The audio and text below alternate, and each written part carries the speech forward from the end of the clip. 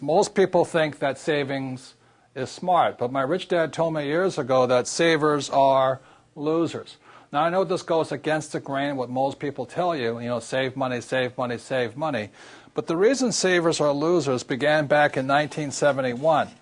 And in 1971, President Nixon took the U.S. off the gold standard and made the U.S. dollar the reserve currency of the world.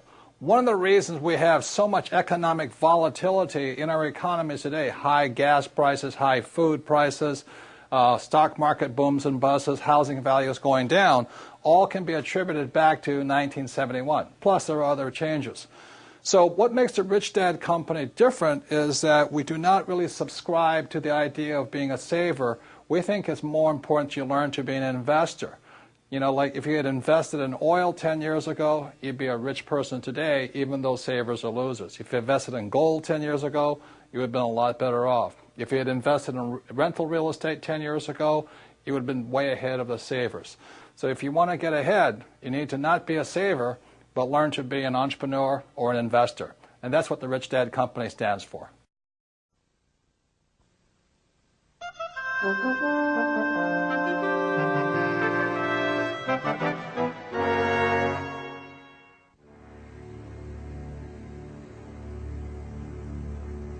The Federal Reserve System virtually controls the nation's monetary system. Yet it is accountable to no one.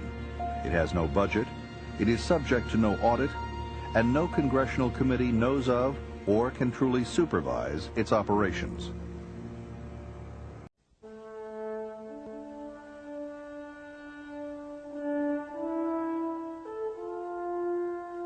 For more than 20 years, the living standards of middle-class Americans have steadily declined. Incomes have remained flat or fallen, and the opportunities and security we once took for granted have begun to fade. For most families, one income no longer pays the bills. It requires two or more incomes to afford a home, pay medical and child care expenses, and put children through school. Unless present trends change, young workers are unlikely to ever live as well as their parents. Good jobs with a future are harder to come by. Education doesn't count for what it once did. Taxes continue to rise, while Social Security is going bankrupt. Private pensions are no longer reliable. Economic volatility and uncertainty are on the rise. Politicians espouse numerous theories about the cause of this country's economic woes. Seldom, however, do these officials look below the surface. The roots of our economic ills can be traced to central banking and our present monetary system. The Federal Reserve claims to manage our money. Instead, it makes our money worth less and less every day. It has generated continuous and worsening business cycles and lowered our living standards. It's really no different from a burglar in your house wanting to steal your money. That's what the Federal Reserve does.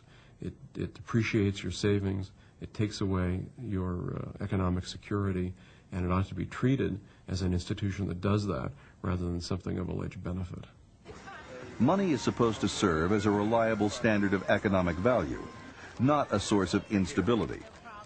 Until we restore sound money and take away the government's ability to debase it, we have little hope of restoring the freedom and prosperity that made America great. And we really have a choice of what we want in money. Do we want money that's going to be losing its value every year, or do we want money that's going to be gaining in value? If you are happy with your money losing value, then you want the present system.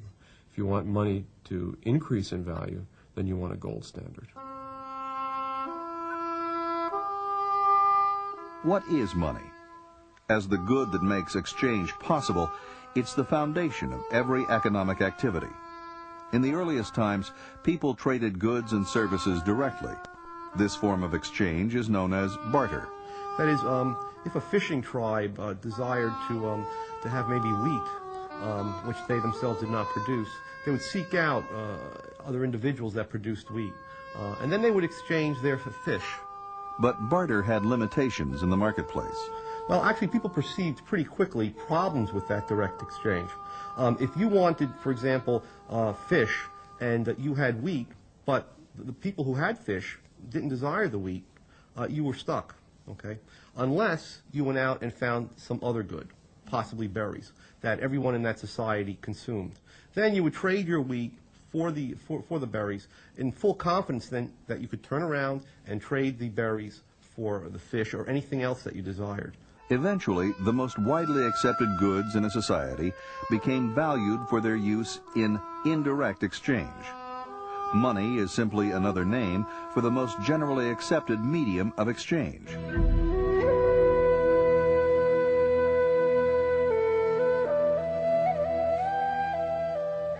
Throughout history, many goods have served as money. Feathers from the Quetzal bird were used for exchange by the Mayan Indians up to the 15th century in Central America. Tea leaves compressed into bricks were traded in East Asia through the 1800s. Wampum shells were money to North American Indians, while early American colonists traded beaver pelts, which had a high value both at home and abroad. Metal coins first emerged in Greece and Asia Minor during the 7th century BC. Gold and silver were valued for their use in beauty and jewelry and the decorative arts. They were durable, easily divisible, and limited in supply. These precious metals also had a high value-to-weight ratio, making them easily transportable. You might think back, or we can think back to a time when iron was used as money, for example, in Africa. But imagine going into Sears Roebuck and trying to purchase, let's say, a lawnmower for $350. That would take a ton of iron, whereas it would only take an ounce of gold. In 1536, less than 50 years after Christopher Columbus set foot on American soil, a Spanish mint in Mexico City struck the first coins made in the New World. These silver coins eventually found their way into the British colonies. Great Britain's mercantilist policies deliberately tried to keep precious metals out of America, so the Spanish milled dollar became the unofficial currency. It was often divided into 8 pieces for smaller transactions, hence the term pieces of 8, with 1/4 of the coin being 2 bits. In 1792, Thomas Jefferson adopted the dollar as this country's official monetary unit. He looked around, he investigated to see what were the American people using as money, and that was the dollar. And so that's why that dollar became the standard of the United States.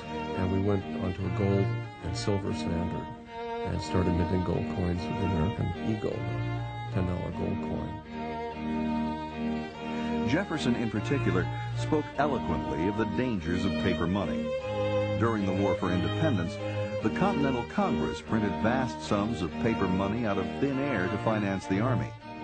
The diluted money supply naturally depreciated to almost nothing, leading to the phrase, "not worth a Continental." The people who held on to these notes, who tended to be patriotic Americans, concerned about, wanted America to be free of British control, lost everything. Whereas the Tories, who wanted nothing to do with this American government money and immediately got rid of it, were benefited. And Peloton Webster, the first American economist, and others who looked at this saw that this paper money, unbacked by gold, was extremely dangerous. As early as the 16th century in Europe, goldsmiths stored gold coins for their customers for a fee and issued receipts for the gold to the depositor. Thus began the use of paper as money. In other words, if you came in and deposited 10 ounces of gold for safekeeping, you got back receipts in the amount of 10 gold ounces. Okay? And those receipts entitled you to instantaneously redeem that gold. These receipts soon became widely accepted as a means of exchange, since it was easier and safer to use the receipts for significant transactions. This was the origin of banknotes as money substitutes. These first bankers then took this process one step further. In effect, if the goldsmith had 1,000 ounces of gold and 1,000 ounces of legitimate receipts being held by the depositor of that gold, he could increase his profits by merely printing up another 1,000 ounces worth of receipts and lending them out. Okay. In which case, you would effectively get 50% reserve banking or fractional reserve banking. Only a fraction, 50% of the receipts were now backed by gold. There was no longer a 1-to-1 ratio of paper to gold. Now there could be 3 or 4 pieces of paper in circulation for every unit of gold in the vault. These bankers were no longer simply storing or warehousing gold for a fee. They were artificially inflating the money supply and loaning out these phony receipts at interest. This system became known as fractional reserve banking and was later transported to the early American colonies.